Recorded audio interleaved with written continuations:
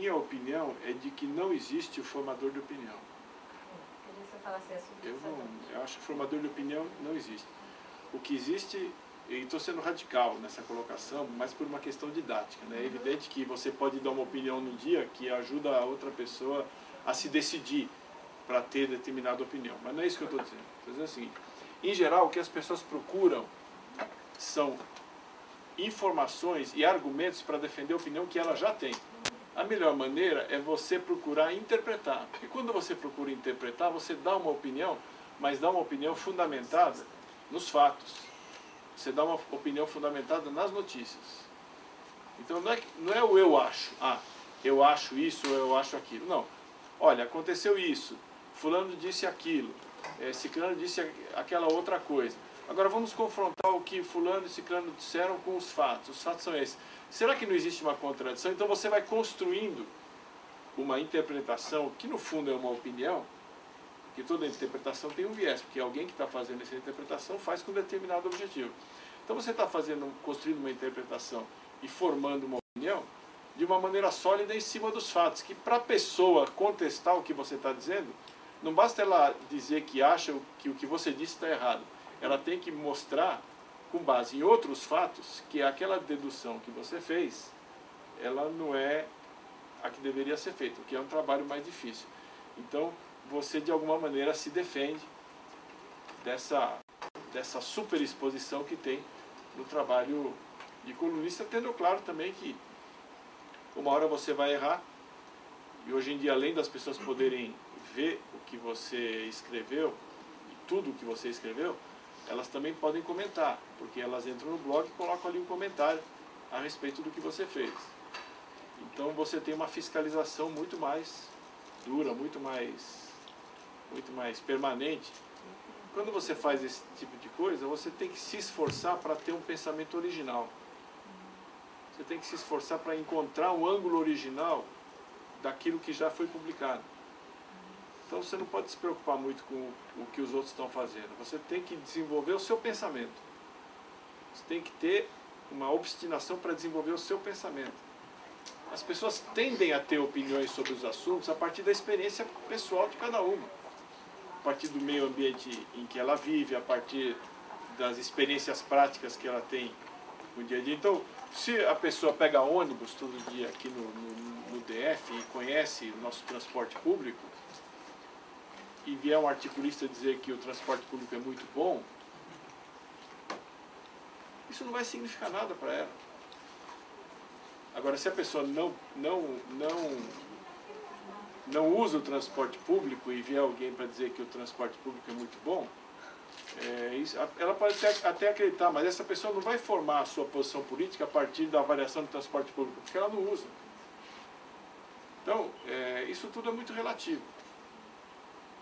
E por isso eu sou muito tranquilo em relação ao que eu faço, porque eu não tenho esse peso, não carrego um peso comigo. Será que eu vou dar essa opinião agora? Eu não estou preocupado com isso, porque eu sei que as pessoas, elas têm autonomia, têm independência. O que elas procuram é argumentos para usar para defender a opinião que ela já tem, ou que ela tende a ter. Agora, assim, outro dia eu estava no shopping ali, comendo lá na Praça da Alimentação do Shopping Brasília. O cara me reconheceu pela fotografia e falou assim: eu recorto suas colunas. Eu falei: mas por que você recorta? Não, porque quando eu preciso discutir, eu vou lá e dou uma olhada, entendeu? Isso é bacana, é um retorno bacana, é um feedback bacana que você tem, porque significa que você está agregando alguma coisa. A pessoa paga ali todo dia para comprar um jornal, ou gasta ali o provedor de acesso, a luz elétrica, o computador que ela investiu em dinheiro. Né? Porque esse negócio de informação grátis é grátis em termos, né? Você tem que ter um computador, você tem que gastar energia elétrica, você tem que poder acessar, todo mundo investe algum dinheiro, então tem um custo isso, né? Então se você está ali agregando algo para a pessoa que resolveu ler o que você escreveu, então você fica realizado profissionalmente. E um dos meus orgulhos é que no blog tem uma turma lá de uns 3, 4 caras que colocam intervenções ali nos comentários que, em geral, aprofundam e agregam muito e avançam bastante em relação ao que eu escrevi. Então, o blog, ele funciona, quando funciona, ele funciona como um catalisador da formação de uma comunidade. Pessoas que se habituam a ir lá, ler, comentar. Isso é uma coisa bacana. Isso funciona realmente. Essa coluna do tipo que eu faço, ela tem um risco, um deles, né? Que é de você acabar fazendo, em vez de uma coluna com a sua opinião, fazer uma coluna com a opinião dos outros. Então, você pegar um determinado assunto, conversar com 2 ou 3 pessoas, pega uma aspa de cada um e bota essas pessoas conversando entre elas. Isso você pode fazer uma ou outra vez. Eu não faço, não gosto de fazer. Até porque se você se acostumar com isso, você começa a fazer reportagem, em vez de fazer coluna. Então você tem que dar opinião. E para dar opinião você tem que ter informação, e você tem que conversar com as fontes. Mas o tipo de coluna que eu faço não é essencial você ficar conversando com as fontes o tempo todo. Até você tem que ter uma certa capacidade também de fazer a leitura do trabalho dos outros jornalistas. E ler o que os jornais estão publicando, o que as revistas estão publicando, o que os políticos estão falando para os repórteres. Eu tenho que publicar todo dia. E eu tenho que ter uma ideia por dia e tenho que desenvolver uma ideia por dia de uma maneira que ninguém desenvolveu ainda, né? Então, a única maneira que eu tenho de fazer isso é ficar o tempo todo pensando no assunto e de repente eu tenho uma ideia ou mais de uma e aquelas ideias ficam na minha cabeça. Então, não tem a coluna de reserva, mas tem umas ideias de reserva, uns assuntos. Ali, né? Que vai rápido. E você não sabe, não é assim, eu vou ter uma ideia às 2:45 para as 3. Você não sabe que hora você vai ter ideia. Você pode ter uma ideia a qualquer hora. Você pode ter ideia na hora que você acorda, na hora que você lê um negócio. Então, é um trabalho que não para. Porque eu estou sempre pensando qual vai ser a próxima coluna que eu vou escrever. Porque se eu não pensar e sentar para escrever, você não consegue sentar para escrever uma coluna.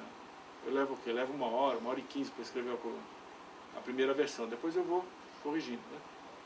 Mas você tem que passar 24 horas por dia pensando no que você vai escrever. Então, eu tento me concentrar nisso e aceito que as pessoas critiquem o que eu faço. Mas eu não vou fazer a crítica do trabalho dos colegas. Porque não dá. Eu não me considero em condições de fazer com isenção uma crítica do trabalho dos outros quando eu próprio estou fazendo esse determinado trabalho. O jornalista ele tem que fazer honestamente o trabalho que ele se dispôs a fazer, que é informar, interpretar e dar uma opinião, e os outros que julguem.